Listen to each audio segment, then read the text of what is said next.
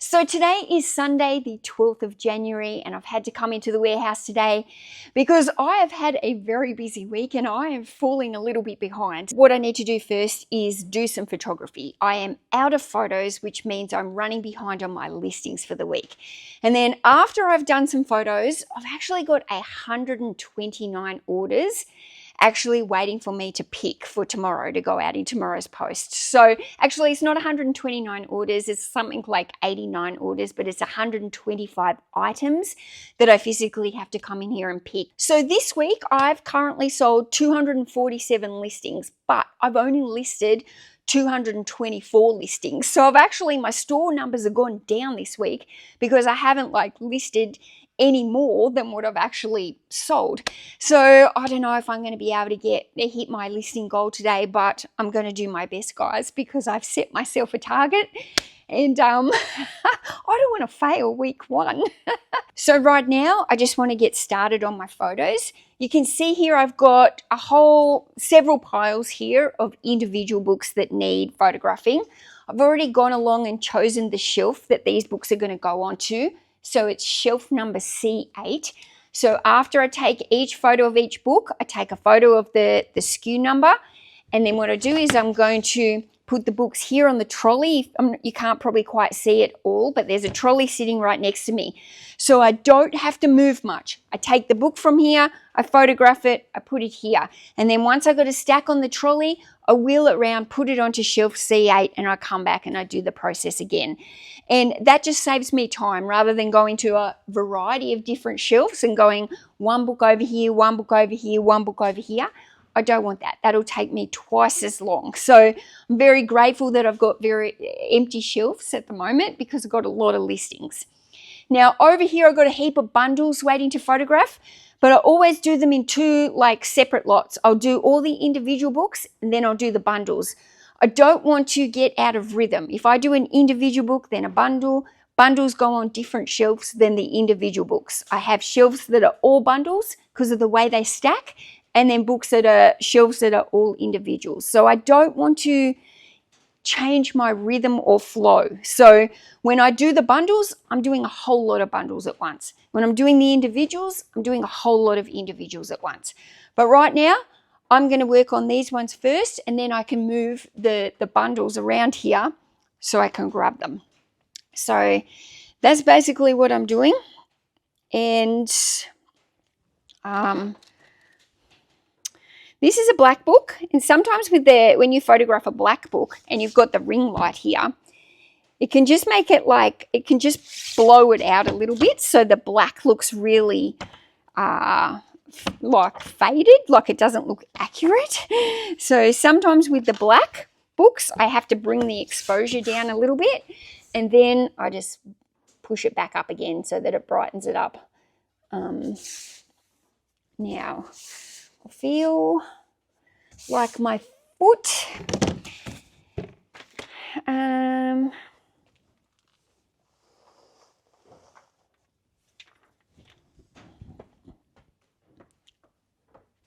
sometimes it's a matter of just getting the mat. I don't like when my feet, I know you can't see me at the moment, I don't like when my feet are on the mat and the mat is uneven. Let me just...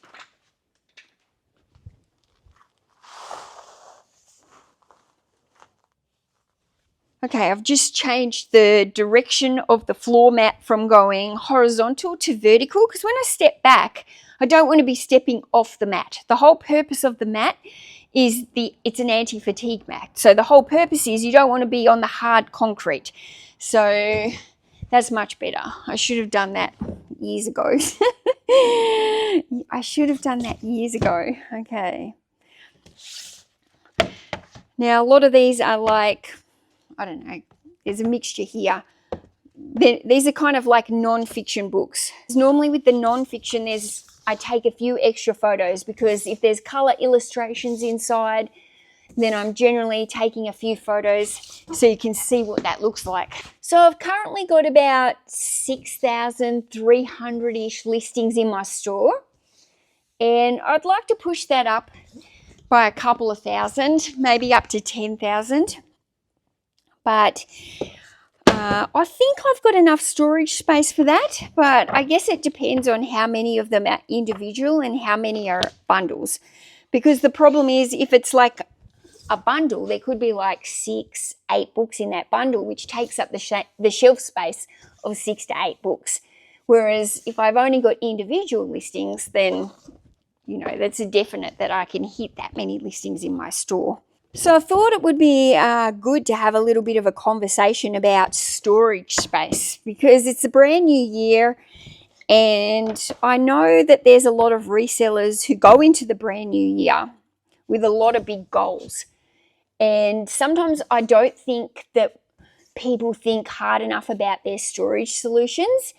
And it's all good and well to have these real big goals about increasing your listings in your store and growing the store and these grand plans, but you have to be thinking ahead of your storage. And you've seen, if you follow me for a while, you've seen that I've moved storage locations quite a few times. I've been in a couple of different houses. I've been in storage units. I had a shed at the back of my house. I was in the other warehouse, and now I'm in this warehouse, which is double the size of the other one. And you know, storage is one of those things that if you're not careful, you just constantly need more storage. A little bit like Tom's situation, just constantly growing, constantly trying to build the business and constantly needing more storage. And if we don't think about it ahead of time, about how big do we actually want our stores to grow to, what is the capacity that we can currently hold, if we want to grow our store, double our sales, how are we going to do that? Are we going to double the amount of inventory that we're listing and selling? Or are we going to try and increase our average sale price so that if we increase our average sale price, we don't have to sell as many, right? So if you're very low on storage space, and there's no real options for you to increase your storage space, then for you it might be like a better option to be working out how to increase your average sale price, because that way each order sale increases, so you're making, you know, more of that money, more profits and more money that you want without having to change the storage space. But if you're working on a volume-based store and selling a lot of low-end items, then what's going to happen is the low-end items are harder to make enough profit on to maintain a full-time income, I guess. If you're looking, depends what you're looking for. You want a full-time income, you need to earn a full-time income. Don't be putting in all this work just to be able to pay the bills. You got to be able to pay the bills and then still have some money on top for living and life and investing and the future. Like, you know, if you really just want to pay the bills, you're probably better off to go and work a job that's got benefits and time off, and you don't have to do all this extra overtime and work 24/7 hours a day. And I don't know, like I don't want to do all this work just to pay my bills. I want to do all this. I want to work for myself and not cap my income. I don't want to cap my income. Like if you've got a salary, if you go to work for the man and you got a salary, your income is kind of capped. Like if the boss says to you, right, I'm going to pay you $80,000 a year to do this job, then that's all you're going to earn, right? Whereas in this business, I might earn $80,000 a year, but I've got the potential, if I want to go and earn more than $80,000 a year. It will require me doing more, taking more action, doing more work, but I've always got that option that I can increase what I'm doing and what I'm earning. And that's what I love about being self-employed. You shouldn't be capped on your income, right? But you do have to be thinking of these things about, okay, I want to grow my income. I want to grow it from where I am. There's only a couple of ways to do it. You grow your income by either growing your listings and selling more items that are the same price that you're already selling, or you grow your income by increasing the average sale price. So you're still selling the same amount of items, But say you're selling 20 items a day, it might go from 20 items a day selling for an average sale price of $25 to selling 20 items a day with an average sale price of $40. Then you're going to make more money. You haven't had to increase any of your storage space. You've just had to change what you're listing so that the items that you're selling are worth more money. I hope I'm making sense while I'm photographing here. It can be tricky to talk and do a job. So for me, I've got the storage space that's going to give me the ability to be able to list more items than I currently have. But I'm also looking for books that I can sell for higher amounts that will make me higher profits. And I'm always looking for that. I want to increase. I think I ended last year, 2024, my average sale price was sitting at $30. And that was an increase for me from the year before. And it's definitely something that I want to maintain. I want to maintain and grow my average sale price. So if it was $30 last year, I would really like to see that come up to around $35 by the end of this year. But it's very hard to increase my average sale price on books because it's hard for me to source constantly books that are worth $35 plus.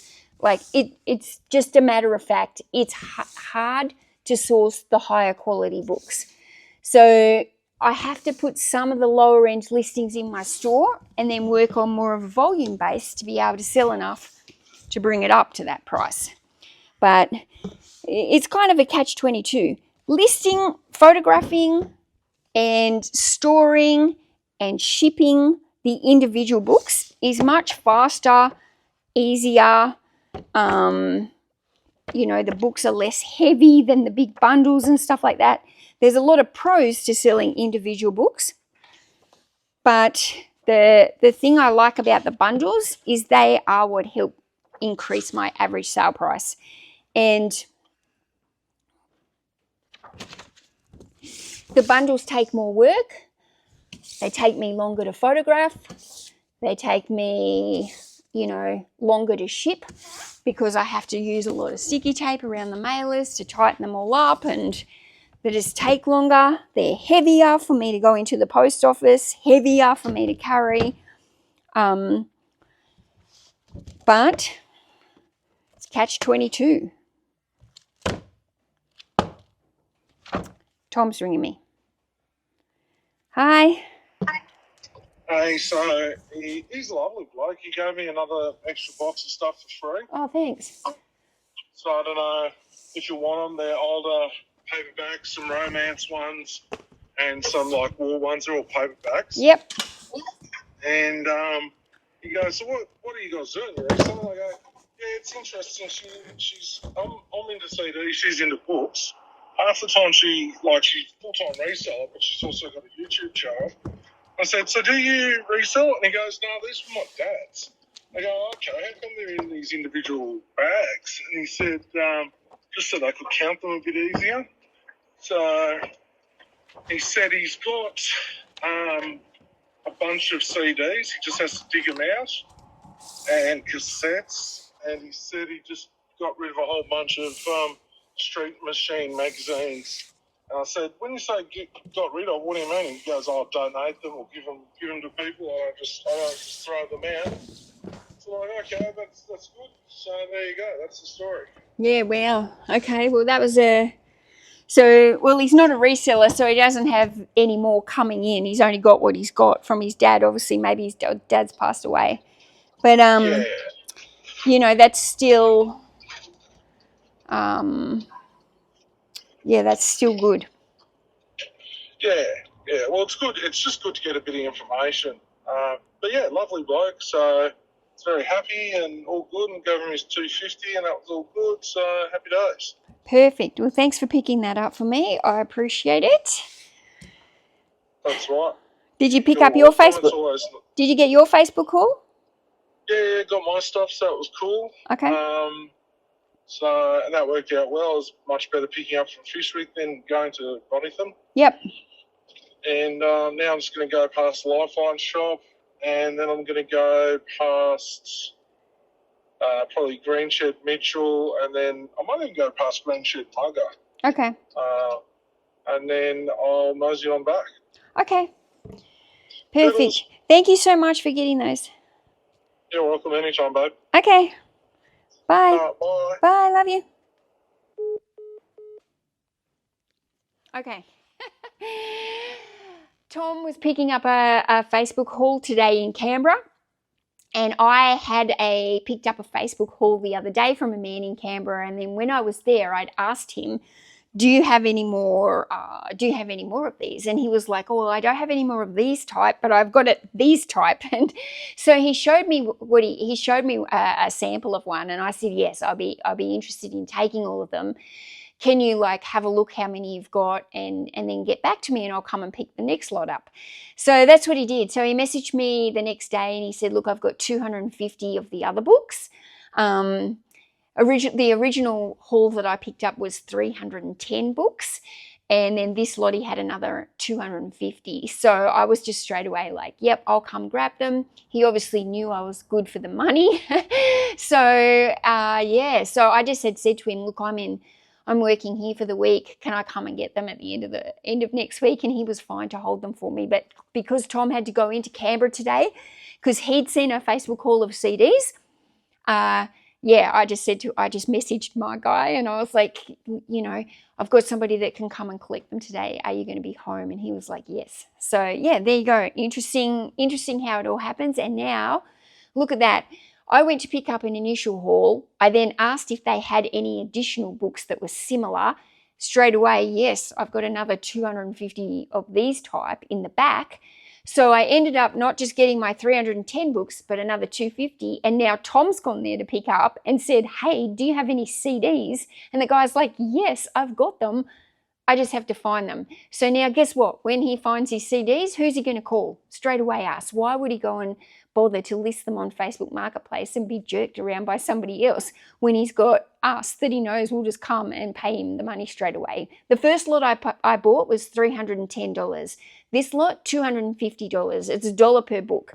So the first lot, 310 items, now 250 items. So, that guy's just he advertised his books for $10. And I asked him if he had more. And he said, yes, I've got 300 of them. So he went from listing a $10 item on Facebook to getting $300 in bulk and only having to deal with one person. How good's that? So if you're doing Facebook Marketplace pickups, don't just go there and take your haul and then not ask them if they've got anything else. Always ask them, have you got anything else similar? Do you have any big lots of anything else like this? I'm interested. So yeah. Now this book is bigger and I don't want it to go on that same shelf because this one needs to go down below somewhere. So I'm just going to put this one somewhere else. Some of those bigger books, I like to put the real big heavy ones either on the bottom shelf or the top shelf just they just make it so that when I've got it on a regular shelf, I have 3 rows of books on each shelf. And if I've got a book that's like extra large, then it just mucks up the flow. So I'm just going to actually write, where are we? I should just have a post-it note here. So I'm going to do C10 for any like ginormous books that I'm doing at the moment. There's probably not. I think there's a couple more there. Okay, so I finished my one stack here. My trolley's full, so I'm just going to wheel the trolley over and then start again. Quite a few of these books are from the cages that I'm putting in here now. So some of them aren't what I would normally choose, I guess. Some of them aren't, like if I was picking and I was paying and I was cherry picking, they're not always books that I would actively choose. And this is going to be the tricky thing with my cages because like I was talking at before, like I want to keep my average sale price up around the $30. I want to get it up higher and higher throughout the year. But I'm also very aware that I've got a lot of books in these cages, and a lot of the books in the cages are going to be lower books, like they're under $30 books. So I just can't help that. And it's a decision that I had to make. Like, do I either say no to the cages and, you know, just keep sourcing the higher metric books, which I ideally want for my store? Or do I go these cages where, yes, some of them are lower end books, but there's also a lot of books in there that I'm going to be able to photograph. Sorry, not photograph. There's also a lot of books in the cages that I'm going to be able to bundle. And the thing with the bundle is, once I bundle a book, yes, it goes over that $30 mark. So it's catch-22. I've got a lot of the low end ones in there, and there is going to be some low end books coming through my store, and it's just a matter of working out ways that I can keep moving them, different coupons and sales and things that can be enticing to get those books, to get the sell-through rate up, basically. My hair's annoying me. I need a clip.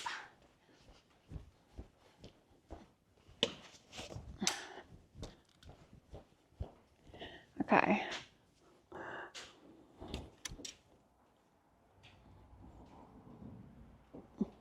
I can't see what I look like now, so hopefully that's okay. Now, I'll give you a little tip thing here today. I was talking to a girl the other day, Kelly, in the Tech and Sports Patreon group. She was saying that she was having some trouble with her photos, and that it was probably like one of the biggest pain points in her business, because she just found her photos were always like the coloring was wrong and they didn't come out how she wanted them to look. And so because of that, like the whole process kind of with photos was getting her down, and she didn't want to, like, it was like the most disliked job that she has to do in her business, because she was constantly frustrated that she couldn't get the photos to be like the color and everything that she wanted. So one thing I noticed while we were in the Zoom room is she had a blind down in her room, almost the color of this red, like it was like a burgundy kind of color. And I said to her, that burgundy blind, are you shooting with that near you? And she was like, I've got two blinds in the room that have to be pulled down, and yes, they're both burgundy. And I think what people don't realize is, depending on what's around you, will bounce color casts sometimes onto your photos. And then if you've got color casts coming into your photos, it can alter the coloring of your photos. So if you've got like really bright, like reds or greens, they're very strong colors that can alter things. So even what I'm doing here today, wearing a white t-shirt, so I knew that I had a lot of photos to take today. When you wear white, what you're doing is actually helping to bounce the light around. So you've got white boards, white light here, right? You want to avoid anything that's going to have shadows, which is why I don't put the books actually on the same bench as here. If I put the books here, you can see even my hand here, there's a shadow. If I was to photograph the books and then put them here and build them up, it builds a shadow here. That's why if you're photographing, stack your books onto something separate over here, because if you just keep building that up, the shadow's going to go. But if I was wearing like a bright blue t-shirt or a hot pink t-shirt and I'm trying to photograph, it's very likely that the color cast is going to come over onto my photos and then change the photo colors. I was a photographer before I actually did eBay. I was a family photographer. I think I've already photographed inside this book, but I'll keep going.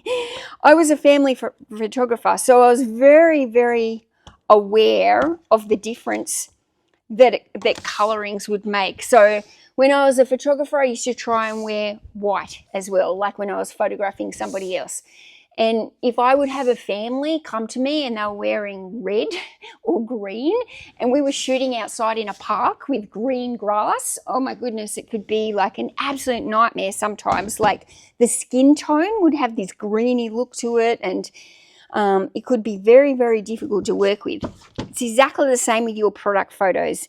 Be very mindful of what you've got going around you with colors and try and keep it as neutral as possible. And if you are planning like a massive photo session and you do have coloring issues, then just be mindful. If you wear white, that's going to help. Like if you've already got coloring issues due to the wall paint in your bedroom, wherever you photograph or whatever you do, like is very, very hard. But yeah, it's also something to think about. If you're struggling and you know that your room has got bright colored blinds or something there's color in there, or the wall is like yellow or something like that, like be mindful of that. And it might even be worth getting a new like I said to Kelly, it might be worth going to the hardware shop and buying a cheap white blind and replacing the maroon ones in your room, or putting them up and having like a white sheet hanging over there or something while you photograph, because they will be like making a difference in her photos. So it's little things like that. But it was so good. Like, it's good to talk to other people about your pain points of your business. It's really, really good to have a network or a support where you can say, like, I'm having trouble with this in my business. Like, does anybody have any suggestions? And then, it can take just a couple of other people looking from an outside view that can see things that you can't. And I really hope that, Kelly can, it's probably nothing to do with her phone or the way she's taking photos. It's just possibly the room and the lighting in the room. And then if that continues to be a pain point for you, talk about pain, if that continues to be a pain point for you, then you have to work out a solution. Like, how do I change this up to make this system or process easier for me, and one that I don't loathe doing? Because if you hate taking photos, you're in trouble. Okay, this book here, see how it's got a name in it, but it's also got a pencil mark with some pricing in it. So I need to take a photo of the pen in there, but I don't want the pricing in there. So I'm going to have to go and just erase that. I should have an eraser over by the photo bench, but I don't. Anyway, this book is only in acceptable condition anyway. It's got some flaws in it, definitely. What else have I done? I'm losing track here of what I've actually photographed. I don't even know. This video, I'm probably going to edit this and be like, what is this mumbo jumbo she keeps talking about? losing my train of thought while I'm photographing. But I really like talking while I do these tasks. And one thing that people say to me when they watch my packing videos is a lot of people use them for motivation, I guess, and they listen to them while they're doing their own work. So I have people say, yay, you've done a packing video. I clean my whole house while I listen to you talk about what sold, or I do all my listing, or I take my photos and I listen to you talking about what sells. And those packing type videos are long, and so that's like the best thing you can do, is to be multitasking and listening while you're doing stuff. And I kind of hope that with these ones here, while I'm working and chatting, you can work as well. Like, you can be taking photos and just listening to me. You don't even have to watch me doing this. You can just take your photos and listen to me, or you can be listing and have me in the background, or you can be sorting or doing whatever you need to be doing. If you utilize these kind of videos that I make, these work with me books, then work with me books. If you utilize the work with me videos, to help get your own stuff done. If you look at it and you go, right, Mil's got this 45-minute video out where she's taking photos. What can I do in 45 minutes while I listen to her chat?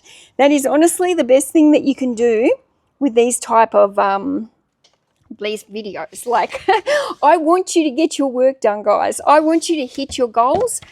I want you to smash your listings out, and I want you to do more. I want you to do more than you think you can do, and not in a way where I'm saying everybody do so much more that you're all burn out. That's not what I want. But I was listening to a podcast the other day, and they were talking about being excellent at what you do. And they were saying, it was very good actually. They were saying, don't make your decisions or do things based on feelings, right? Because most of the time we don't feel like doing stuff. Like if I thought about it, I'd be like, I don't really feel like doing photos. I'd rather be out there on a Sunday going for a hike in the bush, or I'd rather be out there going sourcing, or I'd rather be traveling in the car with Tom to get the Facebook Marketplace sales. Do you know what I mean? And enjoying like a bit of a road trip with him.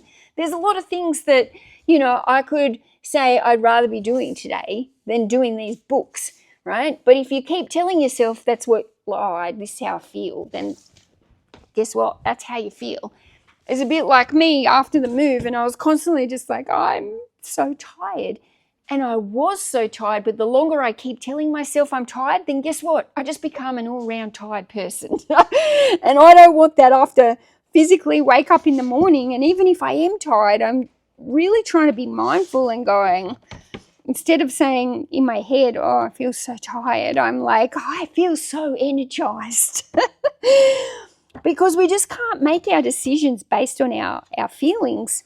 And so I was listening to this podcast, and I can't remember what it was, and it was just talking about if you want to be excellent at something and, become an excellent person at whatever you do.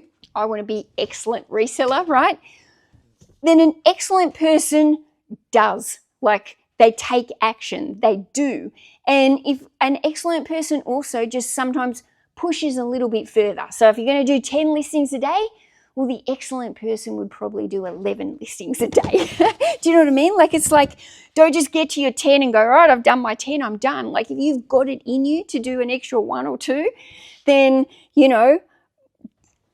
do it. No, I don't know. Like, I just, that's kind of my goal for this year. One of the goals. I think I got quite a few goals this year, but they're not so much goals based on numbers and things. Like, I've done that over the years, and this year I just wanted to make my goals a little bit more different. Yes, I've got number goals, like, okay, I can go, right, I want to increase my eBay sales by double in this year, right? That's a goal, right? But the only way I'm going to increase my yearly sales is by doing. And sometimes it's not even doing more. You just got to be doing. Like, if I think back on all the days last year where I didn't actually do enough of what I should have done, well, that's the reason why I didn't hit the extra numbers or whatever. So this year, I think I'm just constantly trying to focus on doing things that will work me towards my goal, because I don't need to obsess. So if I want to do double the amount of eBay sales this year, right, I could break it all down and be mathematical, this many listings, this many things. But at the end of the day, it's about doing the work to get there. And if I keep doing the work, if I keep doing that work, then eventually everything's just going to start compounding. Sales will automatically start growing because I'm doing the work. I'm putting the listings into my store. And I love, like, Tech and Sports. If you don't follow Tech and Sports, you should. He's my mentor. And one of the best things that he says is the most productive thing you can do in your business is listing, right? The only real thing that makes you money in this business is listing.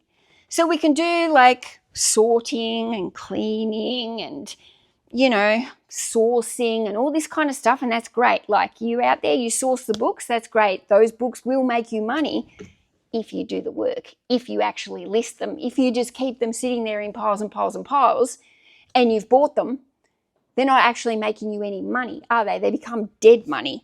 So I really love when Tech and Sports says that. Like, the most productive thing you can do in your business is sitting on your butt listing, right? That is how you will make more money in your business. If your sales aren't where you want them to be, you know, they're not going to grow by just doing the same as what you've already done. You got to do something different, or you got to do something more. And I think a lot of people don't like talking about having to do more to get like a different result. You know, there is a lot of people that prefer the whole, well, I'll just increase my average sale price and, you know, then I'll automatically make more. But sometimes you're just not doing enough. And that's the bottom line of it. Sometimes you just actually do have to do more to get where you want to get to. So, you know, I think sometimes it's a little bit of reflection needed. Am I doing enough? Could I be doing more? Am I being an excellent reseller? You know, or am I fluffing about, wasting time instead of doing?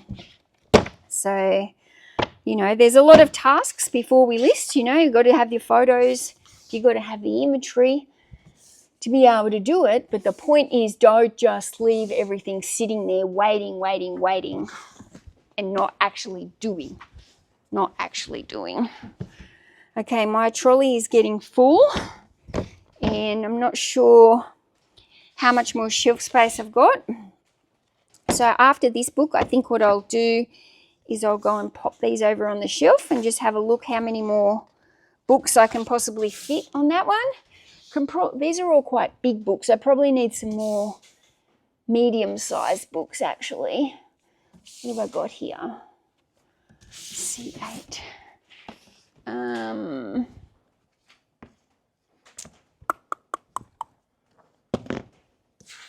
This one quickly. The thing in this warehouse that's different to my other warehouse is there's a big tree on the other side of the warehouse here, and the birds, they fly along and they on the roof. I can hear all the birds out there. Okay. Now I'm going to change to a different shelf. So I've just written C9 on this one now. C8 has still got room on it, but what I'm trying to do is not double stack the books. Like, in the past, I've always had the books double stacked on the shelf, and I have to do a lot of moving around to be able to see it.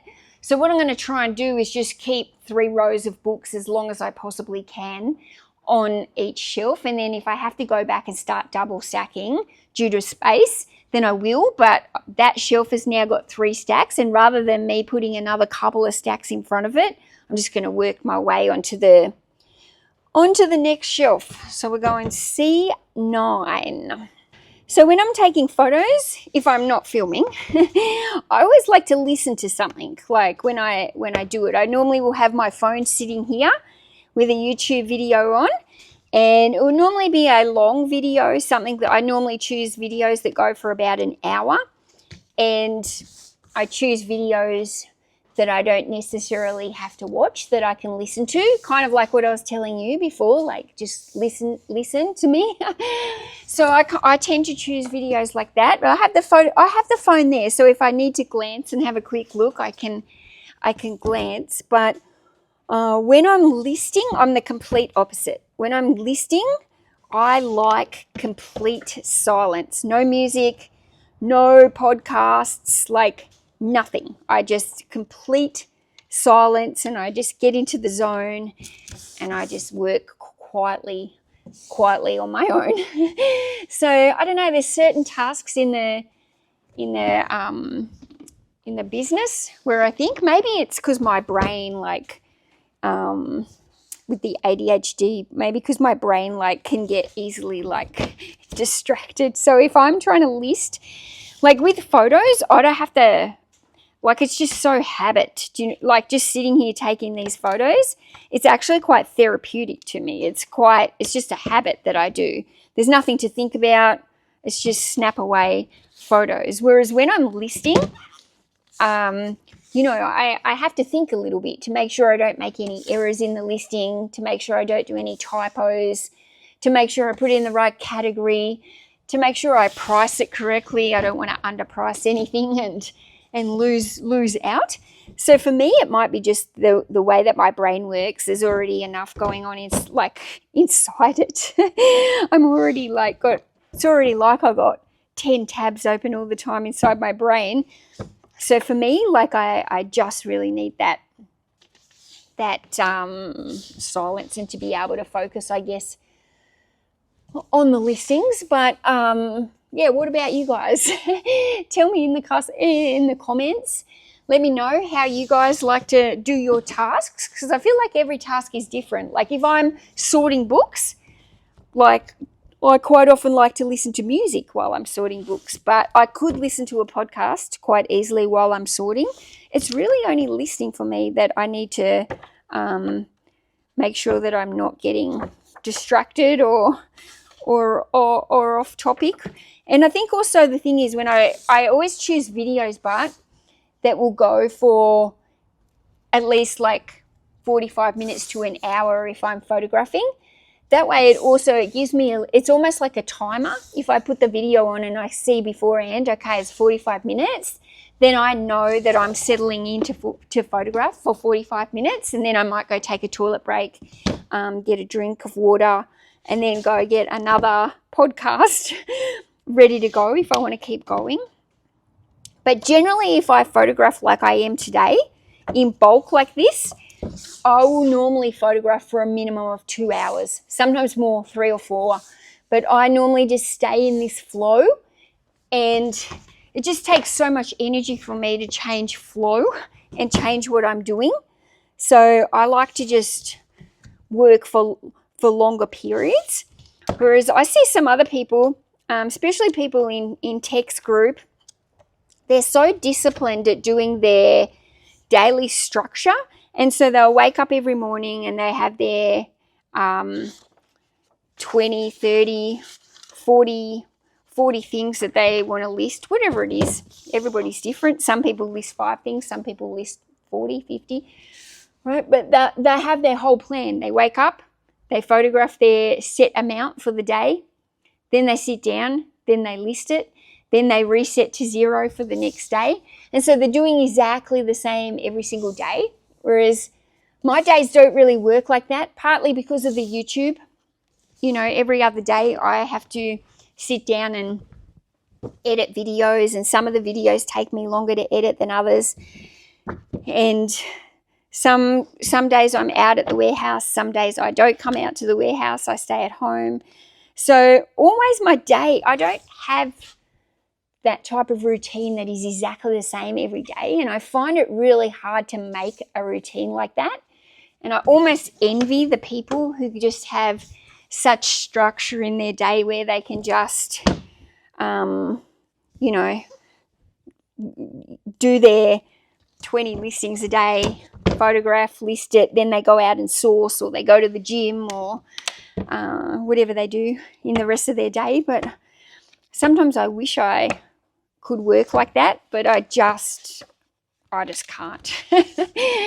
So I like doing these big long photo sessions, but I promise I'm not going to chat here for 4 hours while I think. Actually, this is probably a good thing to ask in this video if anybody's watching this type of video, because Tom suggested to me the other day that I could make a really, really long video. Like, he's talking 4 hours long, which is probably like more of an ASMR video where I'm not talking and I'm just kind of doing.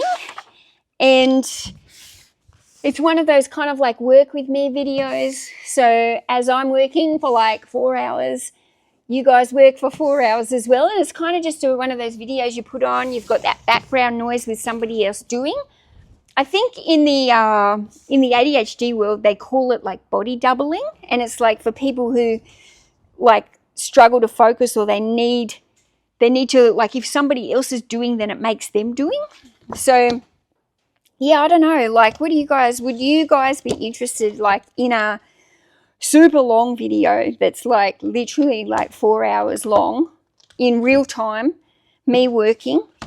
And if that's something that you think you would like, let me know whether, and let me know whether or not you would like it like talking or no talking. Because for me to talk for 4 hours, that's that's a lot. So it's a lot of talking, and also I don't work at the same speed when I'm talking. I don't get as much done when I'm filming and talking to the camera. Like if I'm just sitting here working quietly to myself, then I will definitely be more productive and get more done. So I guess it's like, what style would you like to see something like that to start with? Because that's pretty out there, 4-hour video. People might look at it and just be like, 4 hours. Guys, I'm nearly done all these individual individual books, and then I can start on the what are they called? The bundles. I think I'm going to have to clean this before.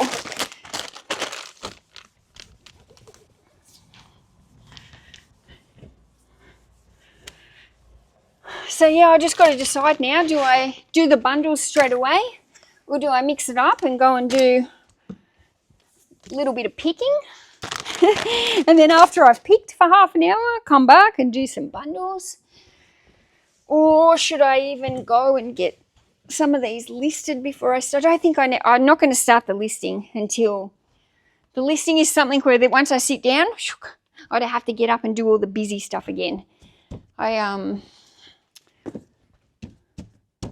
Okay, I'll just let that dry a bit more. Look at this cute bookmark that I found in one of the books. It's so cute. It's a little dragonfly. I'm going to keep that. And what else did I find in one of the books yesterday?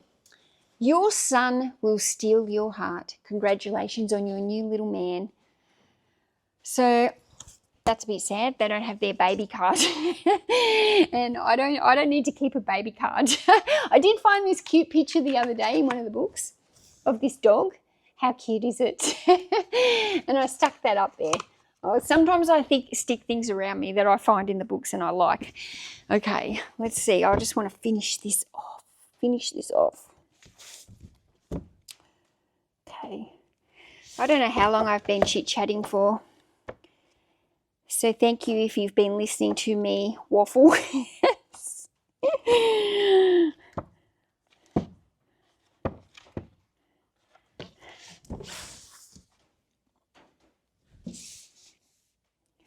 I actually really like just talking while I'm doing these tasks, because then I just feel like I'm talking. I don't feel like I'm talking to myself, even though it is kind of a bit odd, like I am.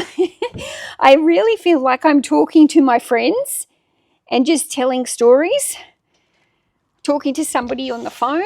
Like that's what it feels like to me when I talk to you in these videos, and it kind of makes me feel less lonely, I guess, sometimes. Like I've got someone to talk to, because it can be a bit lonely being a reseller and not having any staff and just being by yourself in like a big shed. It can be a bit lonely, whether or not you're in a shed, if you're in your house. Like there's no doubt about it. Like sometimes reselling is a little bit of a lonely job. And yeah, I kind of feel like when I'm talking to you, like I've got company, even though you're not talking back. And I kind of know, but if I ask you a question, then I'll get an answer in the chat. So then I feel like I'm talking and I'm also getting a reply. So that's why sometimes I'm like, what do you think? Because then it feels like I'm not just like talking about me, like I'm also getting to hear about you guys. And I feel like you guys all know me almost. Like you probably feel like I'm your friend sometimes, and I hope you do, because that's the feeling that I want to give off on this channel. I want you to feel like I'm your friend, and I want to feel like you're my friend. So if I'm telling you stuff about me, I like it when you're in the comments and you tell me stuff about you. Like I really love those big long comments where you come in and you tell me your own story that's relatable to whatever the story or situation is that I've been going through in my particular video. So I love that. I really value that. I tell you what, Bart, this last 6 weeks while I've been making all the videos, and I've been trying to get a video out every 2 days. The only time I pulled back a bit was over Christmas and New Year's and Boxing Day and stuff. But I think I've been trying to keep up with the comments, and it's going to get harder now that I'm trying to do all this eBay work as well, you know, trying to make the videos. I don't have any backlog of videos anymore. I'm all up to date, so I'm creating the videos only like a couple days before they come out. I'm creating the videos, I'm making the videos. Like I said earlier, I'm aiming for 350 new listings a week. That's a lot of books to photograph. It's a lot of books to sort. It's a lot of books to source. Sourcing's not really an issue at the moment. I've got plenty of inventory, but I still got to be able to sort it to be able to have it ready for listing.